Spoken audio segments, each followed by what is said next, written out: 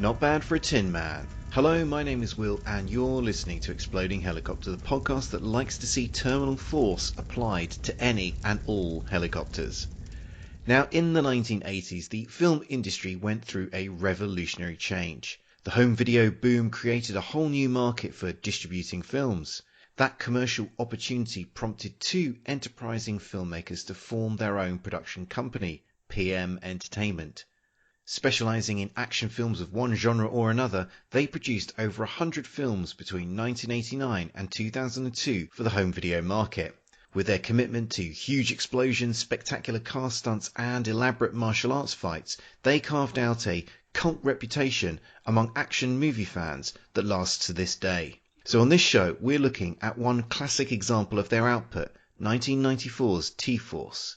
To help me review the film, I'm joined by a man you can always rely on to infiltrate, locate, and destroy on contract. With me today is Chris Kavinsky from Bulletproof Action. Welcome to the show, Chris. Hey, thanks, Will. Great to be here, and I always love talking about PM Entertainment movies, and T-Force is one of the best. That is so fortunate, because otherwise this could have been sort of very painful sort of next hour or so for you. Right, exactly. And it has an exploding helicopter, so of course we're going to talk about it. Absolutely, absolutely. And it's no coincidence that we are talking about PM Entertainment today, and that's because over on your site you are currently celebrating their work, or celebrating the work of this legendary production company. So do you want to tell people a little about your site and a little about the feature that you're currently running? Sure can. Bulletproofaction.com. We started 5 years ago. We're actually celebrating our anniversary this month. And as part of that, we decided to spotlight PM Entertainment. You know, it started, me and a buddy of mine who were actually in the independent professional wrestling world got together and shared our love of action movies and decided, let's share our love of action movies with the whole world. And here we are 5 years later, so many posts. And, so PM Entertainment, though, has been a big part of those 5 years. I'll watch probably at least one or two a month and love to cover them. But PM, as you mentioned, kind of came up in that big time in the 1990s, really, was when they really hit in that video store era where you were at the video store every weekend, and their titles filled the shelves. Founded by Richard Pepin and Joseph Mary, that's where the PM name comes from. They actually did a lot of these films. The average cost I read was $350,000 a film, so that would explain how they were churning out so much product. A lot of times the films were either in Los Angeles or Las Vegas. That was kind of the backdrop. And you brought up the explosions, all the vehicular mayhem, the kickboxing, and they also like to throw in a little bit of sex appeal, which obviously catered to the R-rated movie fans over here in the States. And some of the luminaries that they called stars, you got Don the Dragon Wilson, Lorenzo Lamas, Wings Hauser, one of my favorites, Michael Worth, Gary Daniels, and one Jack Scalia. Yes, and that's somebody that we will be discussing a little bit later. But as you say, I mean, PM Entertainment, if you were alive during the 1990s and going to the video stores, I mean, you definitely were aware, certainly if you were interested in action movies, you were definitely aware of PM Entertainment's output. I mean, they were a real staple of video stores, and, they ruthlessly catered to the kind of the taste of action movie fans. And, as you say, their films may have been very low budget, just made for, really just, small change really when compared to some of the blockbuster videos. But they really, whatever money they spent, they really put it on the screen with huge, spectacular explosions, spectacular car stunts. I mean, what for you are some of the kind of the hallmarks of a typical PM Entertainment movie? Well, if you're not flipping a car over, you got a problem. There's got to be. And another thing I've noticed, because I've seen quite a bit, they will recycle some of these big stunts, and you'll see some of that footage in more than one movie. It's like, oh, I've seen that white car before. Oh, yeah, here it goes. It's going to flip, and there it goes. So, yeah, car flips for sure. If there's not a car flip, I'm angry if I'm watching a PM Entertainment movie. And certainly you have to, I love an explosion, especially if it's a helicopter, but the explosions in PM Entertainment films are generally very, very lavish. I mean, they were obviously operating for the most part in an era before CGI, and even, CGI started really being sort of used probably fairly regularly in the mid-90s, but that was clearly sort of out of the price range for PM Entertainment. So they were just basically using old school pyrotechnics, and clearly gasoline was cheap in the 90s because the size of the fireballs that they generate in their films is pretty spectacular. That could explain the spike in gas prices in the early 2000s. Is PM Entertainment? They may be responsible. Anyway, I think we've set the scene for PM Entertainment as a production force. So I think it's time that we got stuck into T4. So let's listen to a trailerman impersonator explain the film. Created to obey, forced to rebel. Now they are a law unto themselves.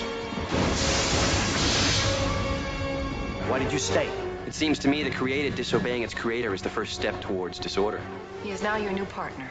I hate robots. Why does it make so many strange noises? Because it's 30 years old. Perhaps you should consider replacing it. And perhaps you should consider kissing my butt.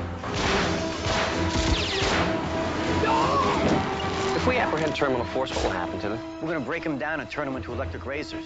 Actually, that would not be an efficient use of robotic resources. Hey, Dick, Charlie, come here. She's one of them. They were created to make beds and take out the trash, not carry automatic weapons. We must neutralize the law. We will crush the law. In the near future, the police have a special unit of kick-ass killer robots called the Terminal Force, or T-Force, who are used to deal with the most dangerous criminals. Sent in to end a hostage situation, the robots end up killing some innocent civilians. With a public relations disaster on their hands, the mayor orders the T-Force program to be shut down. Unfortunately, the robots find out that they're about to have their batteries yanked, and through some crazy circuit board logic decide that the mayor must now die. The only man standing in the way of all this cybernetic silliness is an old-school robot-loathing cop. He's joined by Kane, the only tinny member of the T-Force who rejected the mayor-murdering plan, thinking it clashed a bit with his program to protect and serve. So, in the finest traditions of mismatched buddy cop movies, cop and robot team up to stop the rogue T-Force members before they can whack the mayor. That's assuming, of course, that they can stop irritating and arguing with each other for 3 consecutive minutes. In the lead roles, we have Jack Scalia, who enjoyed a long career in TV and low-budget movies. The mayor is played by Erin, who, having survived several series of Buck Rogers in the 25th century, already knows a thing or two about annoying robots. And there's also a small role at the start of the film for perennial film villain Vernon, best known for his iconic turns in Commando and Mad Max 2. T-Force was directed by Richard Pepin, who was one of the founders of PM Entertainment. The film has a 4.7 rating on IMDb and a 43% audience rating on Rotten Tomatoes. So, having set the stage, let's find out what my guest thinks. So, Chris, what did you make of T-Force? Well, what I liked about T-Force is kind of the mixing of genres. You had the buddy cop. You also had the Universal Soldier Terminator type thing kind of coming together. And even in the relationship between Bobby Johnson and Jack Scalia is kind of reminded me of Alien Nation as well, just because you got two guys from completely different worlds coming together. And as you said, it's a rocky relationship, especially at first. But as things often turn out in these films, by the end, they're on the same page. But what a way to kick off things. And that's another hallmark of PM Entertainment. They grabbed your attention quick in their movies. That opening scene is usually something that you're not going to be like, okay, no, I don't want to watch any more of this. You're going to keep going. And when we get to see the T-Force in action kind of coming in as disguised as released criminals, and then all hell breaks loose, you're not going to turn off after that. No, you're certainly not. I mean, T-Force is, for my money, it's one of PM Entertainment's best films, and it delivers great action, it delivers great characters, and all of those things combine to make a great film. And as you said, there are some, the film really kicks off with a bang, and it really delivers from there on in on a regular basis with some sort of action on a every sort of 10 minutes or so there's some sort of action sequence of some scale or another. Maybe it's just a punch up, maybe it's something a bit more extravagant than that, but running along the film there is this really fantastic relationship between the two characters at the heart of the action here, and so it just adds up to a really satisfying mix of elements. Yeah, and I mean, the Kane character to me is the heart of the whole movie. Just a great character, like one of the most beloved characters in any PM Entertainment movie I've seen. I mean, how can you not like this guy? He's like the robot with the heart of gold. Well, let's talk a little bit more about that relationship, because as you say, at the center of this film, we have that relationship between the cop Jack Floyd and the robot, or cybernaut as he insists on being called, Kane. And I don't know about you, but I was actually really surprised at how good that aspect of the film was, because I mean I've watched a lot of PM Entertainment films, and they have many qualities, but generally depth of character is typically not the greatest strength of PM Entertainment. But I think in T-Force they actually managed to create really well-rounded characters, give them a great arc, and it just really elevates this film amongst their sort of catalogue. Yeah, I agree 100%. I mean, yeah, there's an actual story here. And like you said, the characters develop. They're not just the same from the beginning to the end, which is normally the case. It's just, I'm the super action hero, and I'm going to be that the whole way through. We see a change in Jack, and Kane has to kind of win him over and really win everybody over, because as far as the mayor is concerned, he should have been shut down along with his compadres. So. Yeah, exactly. And as you say, so it starts off with, you've got Jack Scalia's cop. He distrusts robots fundamentally. He doesn't believe that they should have any place in the world of law enforcement. They shouldn't be tasked with doing anything more complicated than taking out the trash. They shouldn't be sort of left to make independent decisions, as the T-Force are left to do in this role as kind of a sort of special unit for the cops. But naturally, I don't think we're giving anything really away here in terms of spoilers. Obviously, there comes a moment where Kane changes Jack's opinion and sort of ends up sort of saving his life, and that forces a rethink in Jack's mind. And there's a really fantastic sort of sequence or series of scenes sort of about halfway through this movie, where after that pivotal moment in their relationship, where Jack takes Kane to his local bar and teaches him how to play pool and buys him a bottle of whiskey. And those moments actually are, I think, the strongest moments of the film. They're the most entertaining, even though nothing is blowing up. There aren't any cars flipping over. It's just these two characters sort of, hanging out and, developing their relationship. Right. I mean, unlike some PM Entertainment movies, you have to suffer through those types of scenes where it's just the characters and it's like, come on, we need a car chase. We need something to blow up. But in here, you're into the story, and then, as a bonus, as the icing on the cake, here comes some explosion, here comes some gunfire, here comes some fisticuffs. So, yeah, I think that, again, is a good reason why T-Force is among the best. Well, I think having praised some of the elements of the robots or the cybernauts in this film, I think there are some elements that perhaps don't work as well. So, we see the robots in this film, and they're confronted with contradictions in their programming, and as they try to make sense of that's what basically kicks them off into turning rogue and trying to kill the mayor and becoming these killer robots that ultimately need to be sort of stopped within this film. Now, this is a kind of element that you've seen many, many times before in science fiction movies, where some sort of, technology becomes sort of, I don't know, grows in its own self-awareness, and then decides actually humans must be destroyed. And I wondered how well you thought that this aspect of the film was handled. For me, I've got some reservations about it, but yeah, I don't know. How did that element of the film strike you? Well, I will say this as far as the cybernauts, they picked the right actors to play robotic people.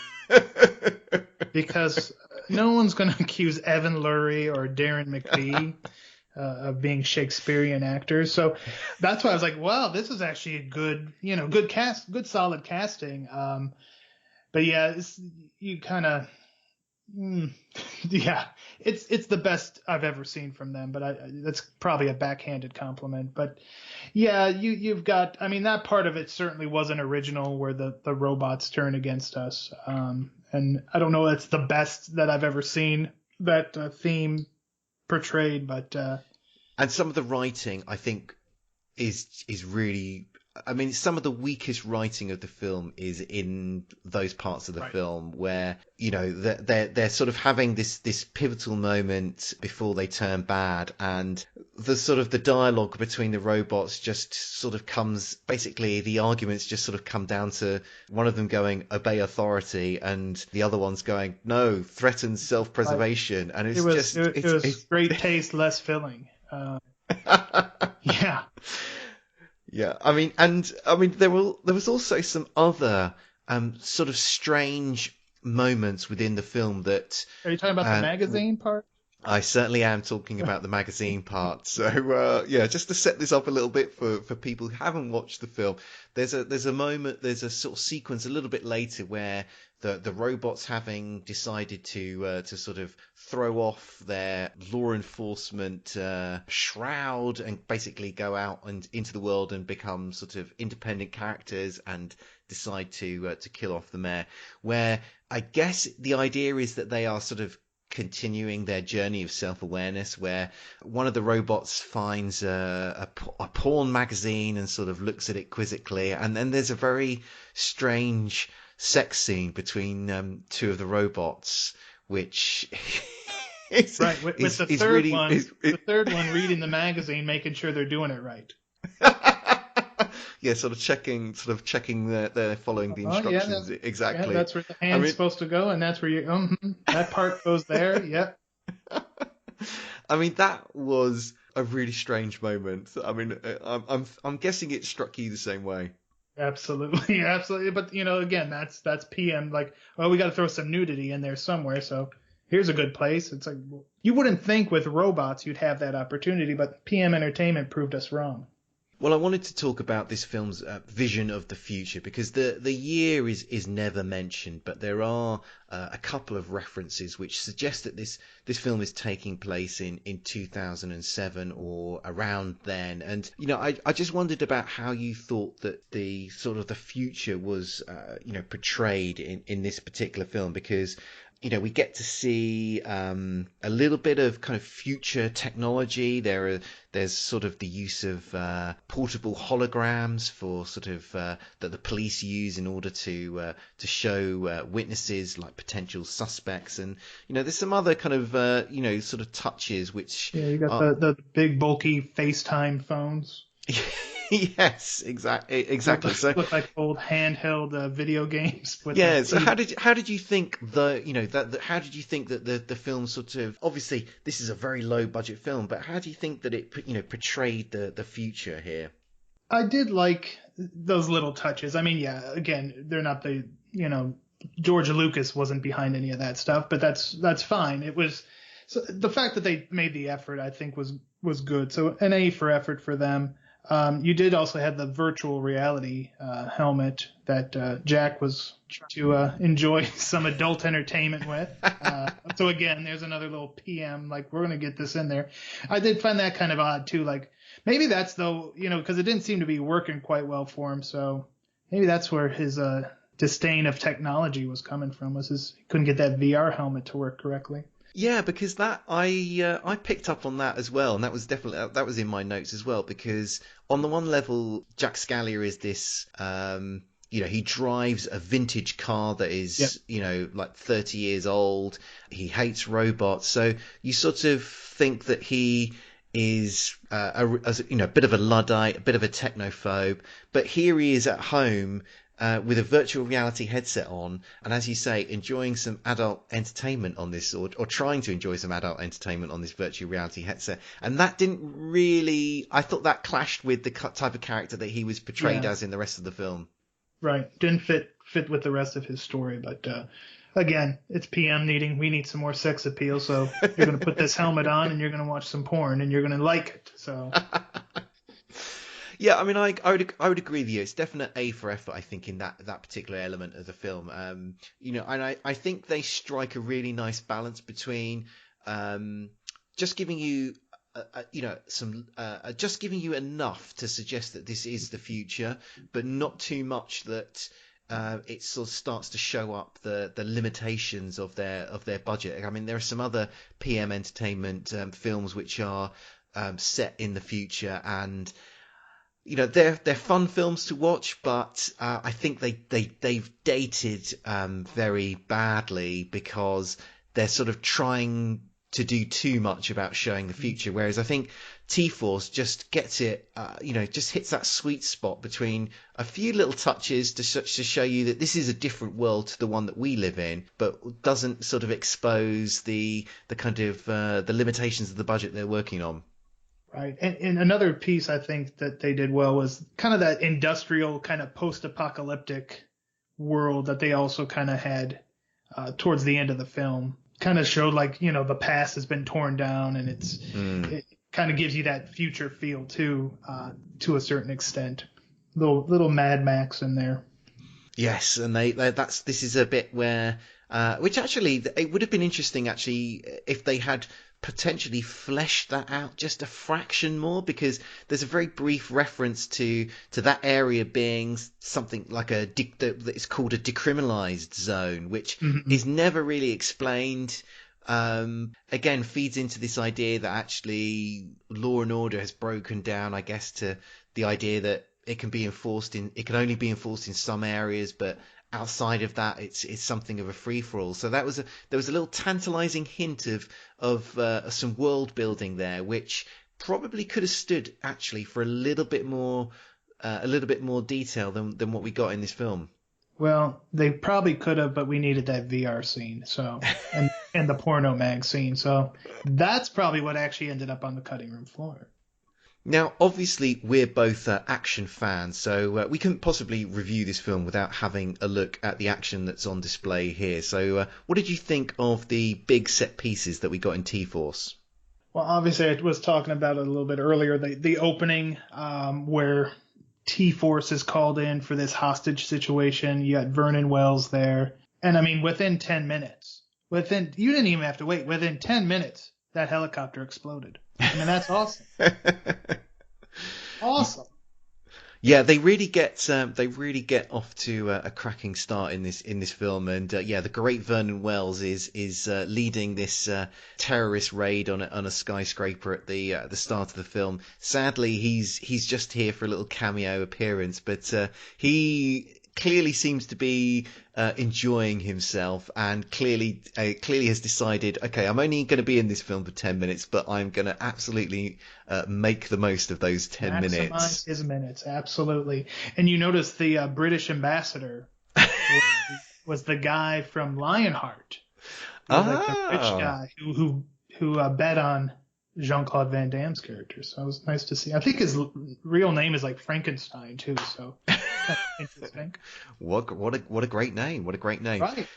And I mean, one of the great things. I mean, I will. There's a wonderful article actually, which is called that I read in sort of researching for this particular episode, called an oral history of PM Entertainment, where they speak to a lot of the cast, a lot of the crew who worked on many of these PM Entertainment films, and I'll put a note to it. I'll put a link to it in the show notes for this particular podcast. But in there was a fabulous detail that basically PM Entertainment, in terms of like honing the type of films that they were producing, basically had a sort of in-house rule for the films that they were making, whereby there had to be an action scene every 7 minutes, which, you know, given that their films typically run for about 90 minutes, gives you a sort of an example of just how sort of jam-packed their films are with action. And you know, certainly T-Force lives up to that, as you were saying, you know, straight into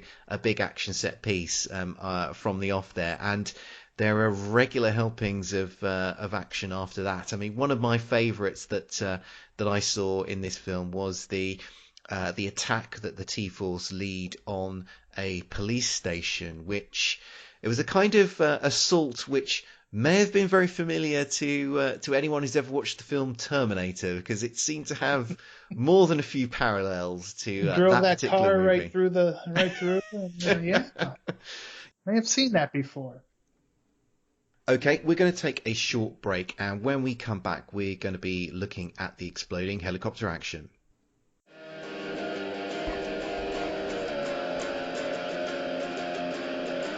Jordan, What? I want to watch a movie. I want to play some fucking tunes. I want to watch a movie. I want to play tunes. Movie. Music. Movie. Music. Movie. Music. All right, fine. How about this? We will watch a movie, all right? Okay. Talk about that movie, and then we will listen to the soundtrack that went with that movie, and then talk about that as well. Okay. That sound good? Yeah. All right. So join us every episode on Screen Trats. You can check us out on iTunes. Go to our site, screentrats.net. That's screen, SCREEN,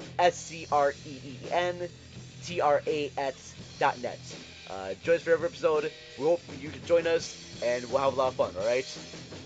Yes, we will. All right. We're back, and now we're looking at the exploding helicopter action, and we don't have to wait long for some copter mayhem, as the movie obligingly serves it up in the opening minutes. When the T-Force go in to deal with that initial hostage-bothering skyscraper situation, the terrorists attempt to escape by fleeing to the roof, where a helicopter is waiting to whisk them away. They make it on board, but the T-Force have arrived on the job with enough weapons for a small war. They fire a bazooka at the disappearing chopper. Mission accomplished, quips the leader as he surveys the whirly-bird explosion. Chris, what did you make of the exploding helicopter action? Well, the thing I liked about this one is it really, I mean, it was a key element to the story. It wasn't just, let's blow up a helicopter. I mean, that's the whole thing that gets the T-Force in hot water and kind of gets the whole rest of the story going. So, yeah, this one was like a exploding helicopter with a purpose, not just because. Yeah, not just punctuating a scene, as is sometimes the case. Which is probably also why it happened so early. I mean, because, yeah, a lot of times the exploding helicopter is the big finale where your bad guy gets his. But here we had it again in the first 10 minutes or so, and I liked it. I would say it's a pretty meat and potatoes exploding helicopter. Although, you know, I did enjoy the fact that the explosion, fills the screen. It's a pretty juicy explosion. We don't see it for a terribly long time, and we don't get to see sort of.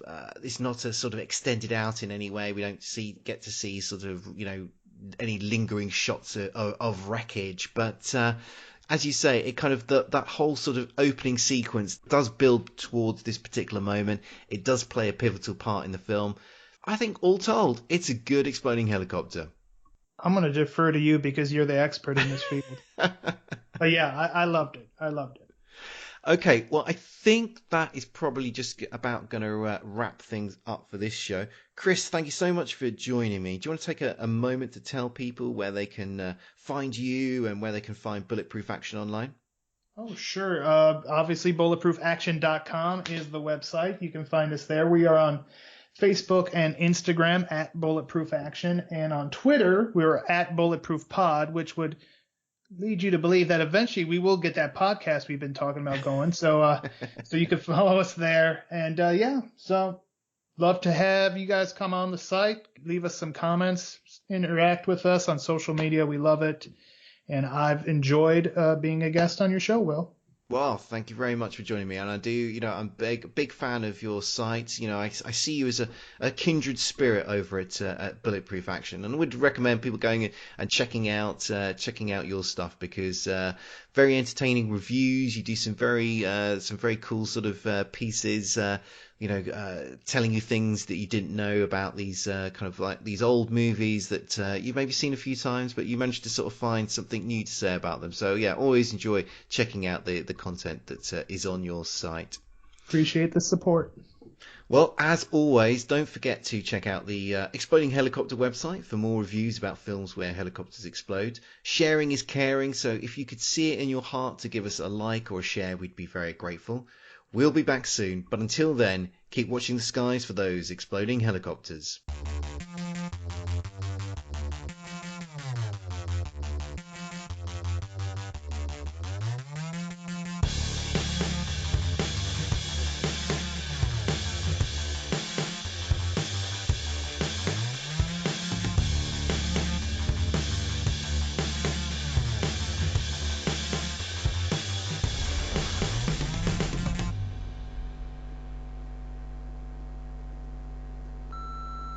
This podcast is a proud member of the Lamb Podcasting Network. Find the network at largeassmovieblogs.com.